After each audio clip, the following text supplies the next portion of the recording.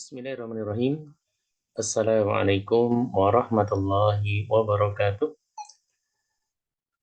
Pada kesempatan kali ini kita akan belajar tentang huruf hijaiyah, mengenal makhraj dan sifat, dan cara mengucapkan huruf-huruf hijaiyah. Kita awali dari huruf alif, ya, yang mana bisa dilihat di dalam gambar. Contoh kata-kata yang menggunakan huruf alif, contohnya adalah amanah. Kata amanah, ya. Jadi A seperti itu. Nanti contohnya adalah A, I, U, Ba. A, I, U, Ba. Kemudian kita lihat makhraj dari huruf alif. Ya. Ini ada di bagian yaitu tenggorokan. Ya. Tenggorokan kita lihat pada gambar.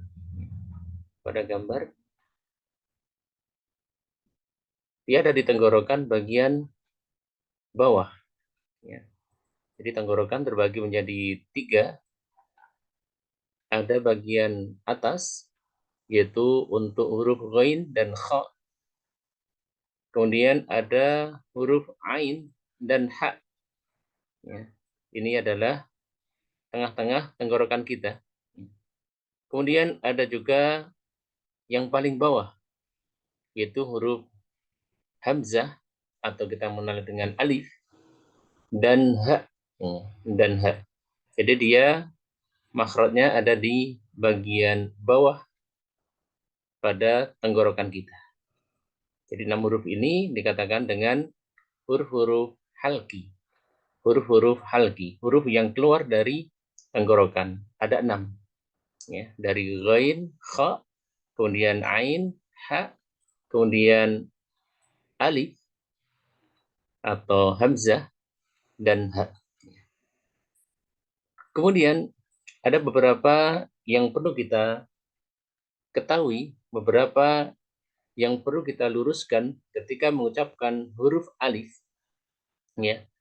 Beberapa kesalahan dalam mengucapkan huruf alif ini, yang pertama adalah tidak membuka dalam mengucapkan huruf alif tersebut. Ya. Misalkan dia cukup hanya mengucapkan dengan tidak membuka yaitu mulutnya, maka ini termasuk yaitu kekurangan dalam mengucapkan huruf alif tersebut. Contohnya, misalkan alhamdu, dia dibuka, harusnya dibuka a, sehingga bunyinya yaitu menjadi a. Kemudian yang kedua adalah menebalkan huruf hamzah. Dia mengucap dengan Allahu Akbar, Allah misalnya. Atau alhamdu dengan o. Padahal bunyinya bukan o tapi a. Ya. Jadi ini perlu kita benarkan. Ya. Cara mengucapkan huruf hamzah atau huruf alif ini adalah dengan membuka dan menipiskan huruf alif tersebut. Ya. Kemudian yang ketiga adalah seringnya tertukar dengan huruf ain. Ya. Baik saat sukun ataupun ketika mengucapkan. Contoh ketika sukun yang harusnya dibaca dengan ta'lamun dibaca dengan ta'lamun. Atau sebaliknya. Atau sebaliknya. Harusnya dibaca dengan a'u dibaca dengan a'u, tertukar. Harusnya dengan ain dibaca dengan hamzah atau alif ini. Sehingga ini perlu kita melihat tulisan daripada lafal atau tulisan Arabnya, sehingga kita tahu mana yang hamzah, mana yang ain, ya, atau mana yang hamzah atau alif ini dan mana yang ain. Rabbil alamin jangan dibaca dengan Rabbil alamin. Dan ini kalau kita tidak hati-hati maka sering terjadi kesalahan dalam mengucapkan huruf hamzah ini sehingga tertukar dengan huruf ain, atau sebaliknya ain dibaca dengan hamzah. Kemudian yang keempat adalah mengucapkan antara hamzah dan alif. Tadi dia tidak jelas, harusnya alhamdu dibaca dengan alhamdu, alhamdu. Jadinya bukan a tapi alhamdu. Ini adalah mengucapkan tidak jelas. Ya, mana hamzah, mana alif, ya, mana yang a, mana yang e. Kemudian yang kelima adalah saat sukun di akhir atau di tengah tidak jelas. Misalkan harusnya sama syai, dibaca dengan sama syai. Dia tidak jelas ketika hamzah ini di akhir. Sehingga perlu kita luruskan ketika mengucapkan huruf yaitu alif atau hamzah ini.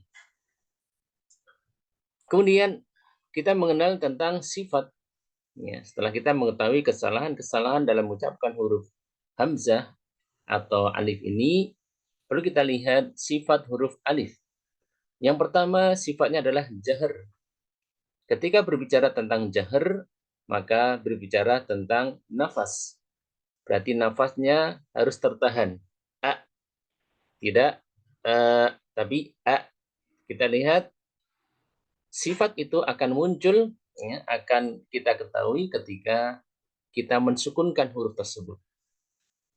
Sifat yang kedua adalah syiddah. Kalau syiddah berbicara tentang suara. Suaranya mengalir atau tertahan. Kalau jar tadi berkaitan nafas. Nafasnya tertahan atau mengalir. Dan ini adalah huruf alif atau hamzah ini. Suaranya ketika sukun, maka dia tertahan. A, tidak ada yang mengalir. Contoh yang mengalir adalah misalkan huruf zal. Ketika zal kita sukunkan al, ya, al. Adapun kebalikan dari jahar, ya, contohnya adalah yang punya sifat hamas, misalkan bis, ya, bismillah, bis, ya, dia nafasnya dia mengalir. Kemudian istifal. Istifal. Istifal adalah turunnya lidah ke dasar mulut. Maksudnya dia tidak terangkat. Ya, dia tidak terangkat. Dia posisinya adalah posisi yang tidak terangkat. Ya, kita bisa lihat pada gambar alif, ya, posisinya bagian pangkal lidah dia tidak terangkat, dia datar, ya, dia datar, ya. Beda dengan huruf-huruf yang isti'la ketika dia harus terangkat ketika mengucapkan huruf tersebut. Ya. Kemudian invitah berarti terbuka, harus dibuka lidah atau mulut kita. Ini diantara huruf atau sifat daripada huruf yaitu hamzah atau alif. Ya. Coba kita bunyikan contoh daripada huruf alif ini.